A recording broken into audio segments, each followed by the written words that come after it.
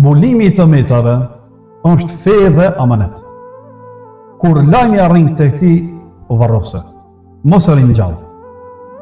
Filoni e ka një problem, alani e ka një problem tjetër. Historia aty në u bë në gojën e çdo njerit.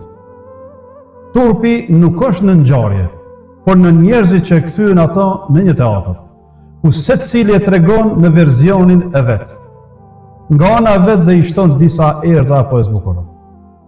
Shiko në vetveten tënde, mjafton ajo që e ke. Në vend që të analizosh jetën e të tjerëve, merr me veten tënde dhe analizo jetën tënde. Sepse çdo njeri ka mjaft hallet të vet. Kur të arrit te ti ndonjë lajm, varrose dhe bëj që historia të përfundojë tek ti, sepse askush nuk e ka të garantuar vetveten e tij.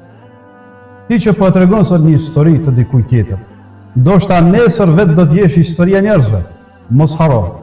Zoti është ai që I sheh dhe I dëgjon gjërat. Dhe mbulimi I tëmetave është fe dhe amanet, sepse pejgamberi sallallahu alaihi wasallam thotë: kush ja mbulon turpin një muslimani, Allahu azza wa jall do t'ja mbulojë atë turpin ditën e Kiametit. Dhe mos harron një fjalë të një dietarit I cili thotë: një ditë për ditësh më pyetën, a ke ndëgjuar se çka ka ndodhur me filonin? Tha jo. Po para disa ditë me filonin? Jo. Apo ku jeton ti? Tha unë jetoj me problemet e mia.